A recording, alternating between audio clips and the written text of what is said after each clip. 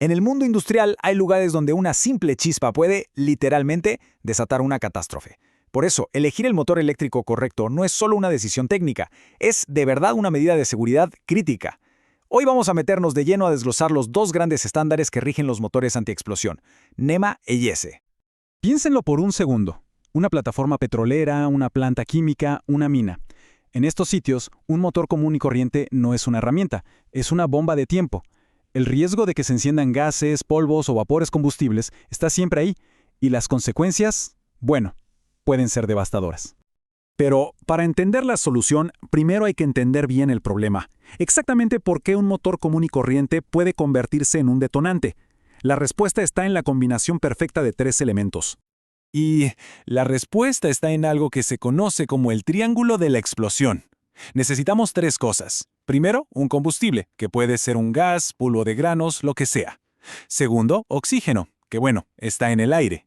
Y tercero, una fuente de ignición, o sea, una chispa o calor. La clave es que si eliminamos solo uno de estos tres, la explosión simplemente no ocurre. Y es justo ahí donde se enfocan los motores antiexplosión. Y claro, si lo piensan, un motor eléctrico estándar es la fuente de ignición perfecta. Genera chispas por todos lados, en sus interruptores, en los arrancadores, produce calor simplemente por estar funcionando y hasta puede acumular electricidad estática. Básicamente, en un área peligrosa, un motor estándar completa ese triángulo sin que nos demos cuenta. Para neutralizar este riesgo, el mundo se rige por dos grandes normativas: NEMA, que es la que manda en Norteamérica, e IS, el estándar internacional.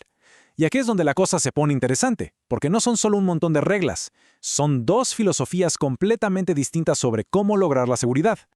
A ver, y esta es la diferencia clave, el corazón del asunto. NEMA-I se basa en la contención. Su filosofía es, puede que haya una explosión dentro del motor, pero la carcasa es tan increíblemente robusta que la va a contener y enfriar los gases antes de que salgan.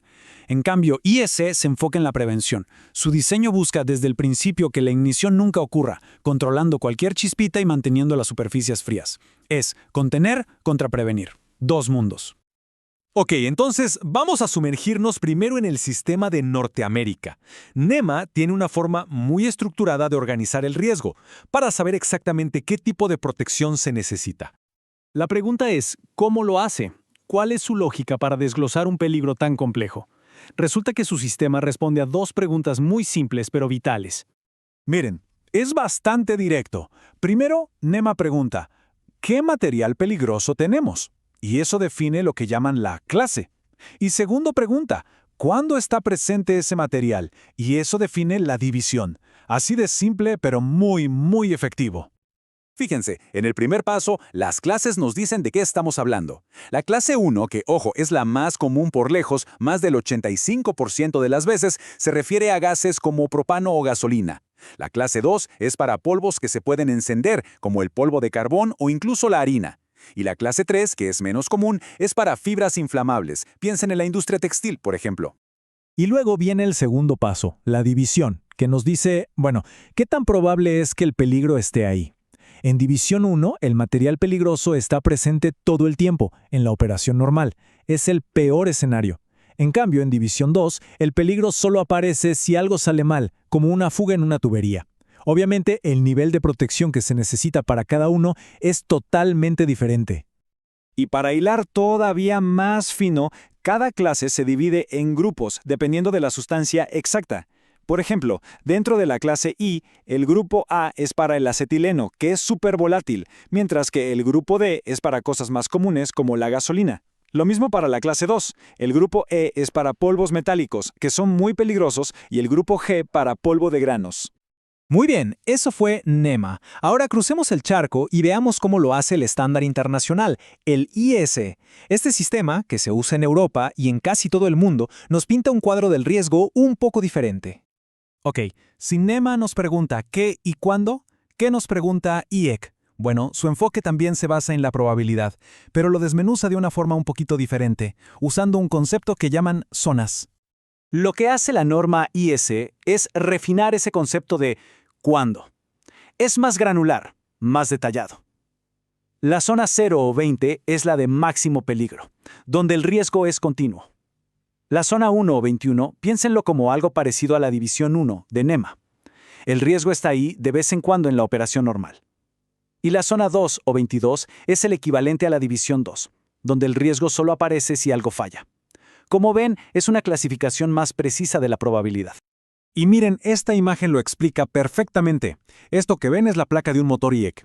Ahí está toda la información crítica. El símbolo X, que nos dice que es antiexplosión, para qué grupo de gas o polvo sirve, y algo súper importante, la clase de temperatura. Eso nos dice cuál es la temperatura máxima que va a alcanzar la superficie del motor. Perfecto, ya vimos las dos filosofías, sus clasificaciones, ahora viene la pregunta del millón para cualquier ingeniero, para cualquier jefe de planta, ¿cómo se elige el motor correcto? ¿Cuál de las dos normas hay que seguir? Y este cuadro, la verdad, es un resumen perfecto de todo lo que hemos hablado. Vemos de nuevo la filosofía, contención de NEMA contra prevención de IS. Vemos sus sistemas, clases y divisiones contra zonas, y el factor que casi siempre decide todo, la geografía. NEMA es el rey en Norteamérica, IS es el estándar para el resto del mundo, muchas veces bajo directivas como ATEX en Europa. Al final del día, el proceso para elegir bien se puede resumir en 3 pasos lógicos y súper claros. Primero, ¿dónde va a estar la instalación? La geografía casi siempre te dice la norma a seguir. Segundo, ¿qué dicen las leyes locales? La regulación del país o la región siempre manda. Y tercero, y más obvio, hay que estar seguros de que la certificación del motor encaje como un guante con la clasificación del área peligrosa. Y ojo con esto porque es un punto importantísimo que muchas veces se olvida. La seguridad no se acaba cuando se compra el motor. Como dice esta cita, una simple reparación como rectificar un eje puede anular por completo la certificación antiexplosión. Las tolerancias de estos motores son increíblemente precisas. Si se alteran, incluso en un taller con experiencia, ya no hay ninguna garantía de que vaya a contener esa explosión si ocurre. Y todo esto nos lleva a una última reflexión, que quizás es la más importante de todas. La plaquita de certificación en el motor es solo el punto de partida. La verdadera seguridad no es algo que se compra y ya, es un proceso continuo, un proceso de inspección, de mantenimiento hecho por talleres certificados y de vigilancia constante. La pregunta real no es si el motor es seguro hoy, sino cómo nos aseguramos de que siga siéndolo mañana y el año que viene y durante toda su vida útil.